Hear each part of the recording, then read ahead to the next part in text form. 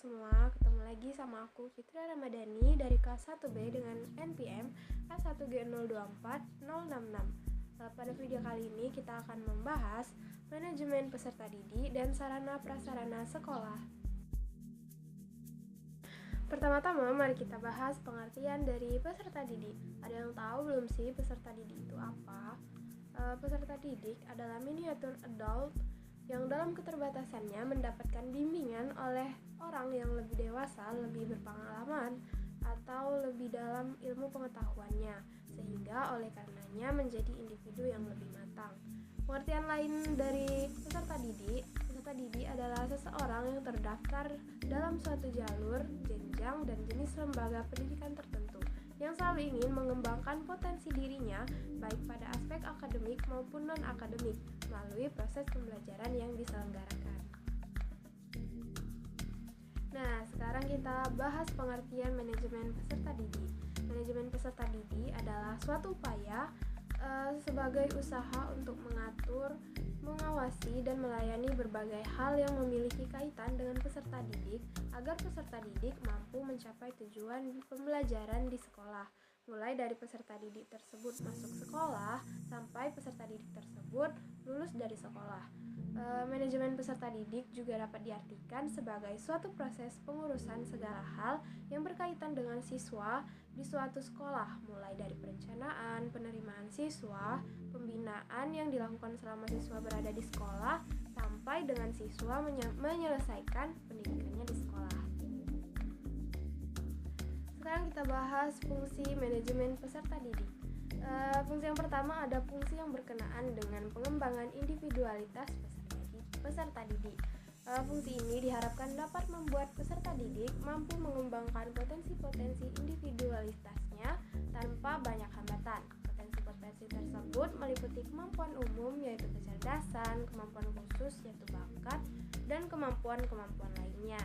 Yang kedua yaitu fungsi yang berkenaan dengan pengembangan segi sosial peserta didik. Fungsi ini berkaitan erat dengan hakikat peserta didik sebagai makhluk sosial. Fungsi ini membuat peserta didik bersosialisasi dengan teman sebayanya, dengan orang tuanya, dengan keluarganya, dengan lingkungan sekolahnya, dan lingkungan masyarakat di sekitarnya. Yang ketiga yaitu fungsi yang berkenaan dengan penyaluran aspirasi dan harapan peserta didik. Fungsi ini diharapkan mampu membuat peserta didik bisa menyalurkan hobi, kesenangan, dan minatnya, sebab hal tersebut dapat menunjang perkembangan diri peserta didik secara keseluruhan. Yang keempat yaitu fungsi yang berkenaan dengan pemenuhan kebutuhan dan kesejahteraan peserta didik. Fungsi ini membuat peserta didik sejahtera dalam menjalani hidupnya, sebab jika hidup seorang peserta didik sejahtera, maka ia dapat memikirkan kesejahteraan sebayanya.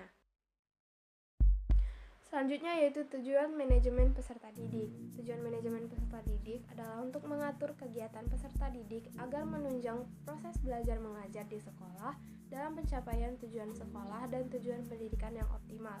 Dengan kata lain, tujuan manajemen peserta didik yaitu mengatur kegiatan-kegiatan peserta didik dari mulai masuk sekolah sampai lulus sekolah.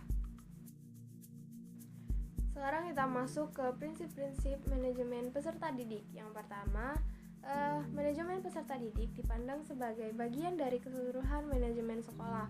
Yang kedua, segala bentuk kegiatan manajemen peserta didik haruslah mengemban misi pendidikan dan dalam rangka mendidik peserta didik. Yang ketiga, kegiatan-kegiatan manajemen peserta didik haruslah diupayakan untuk mempersatukan peserta didik yang mempunyai aneka ragam latar belakang dan perbedaan. Yang keempat, kegiatan manajemen peserta didik harus dipandang sebagai upaya pengaturan terhadap pembimbingan peserta didik. Yang kelima, kegiatan peserta didik harus mendorong dan memacu kemandirian peserta didik. Yang keenam, apa yang diberikan kepada peserta didik yang selalu diupayakan oleh kegiatan manajemen peserta didik haruslah fungsional bagi kehidupan peserta didik baik di sekolah dan di masa depan. Selanjutnya yaitu tujuan manajemen peserta didik. Tujuan manajemen peserta didik adalah untuk mengatur kegiatan peserta didik agar menunjang proses belajar mengajar di sekolah dalam pencapaian tujuan sekolah dan tujuan pendidikan yang optimal. Dengan kata lain, tujuan manajemen peserta didik yaitu mengatur kegiatan-kegiatan peserta didik dari mulai masuk sekolah sampai lulus sekolah. Sekarang kita bahas materi yang kedua, yaitu manajemen sarana dan prasarana sekolah. Manajemen sarana dan prasarana sekolah adalah proses untuk mengatur dan menjaga sarana dan prasarana sekolah agar dapat digunakan secara efektif dan efisien untuk kepentingan proses pembelajaran. Beberapa tahap dalam manajemen sarana dan prasarana sekolah, yaitu yang pertama perencanaan, yang kedua pengadaan, yang ketiga pendistribusian, yang keempat pemeliharaan, yang kelima penginventarisasian, dan yang keenam penghapusan. Beberapa prinsip yang perlu diperhatikan dalam manajemen sarana dan prasarana sekolah, yaitu pencapaian tujuan, efisiensi administratif, kejelasan tanggung jawab, dan kekohesian. Selanjutnya yaitu contoh-contoh sarana dan prasarana di sekolah, yaitu yang pertama pastinya gedung sekolah, selanjutnya ruang belajar, lapangan olahraga, ruang ibadah, ruang kesenian, peralatan olahraga, buku pelajaran, buku bacaan, alat dan fasilitas laboratorium sekolah. Nah, itulah tadi materi kita pada kali ini. Semoga teman-teman semua dapat memahami apa yang sudah saya jelaskan tadi. Terima kasih untuk teman-teman semua yang sudah menonton sampai habis. Saya akhiri, wabillahi taufiq wal hidayah. Assalamualaikum warahmatullahi wabarakatuh.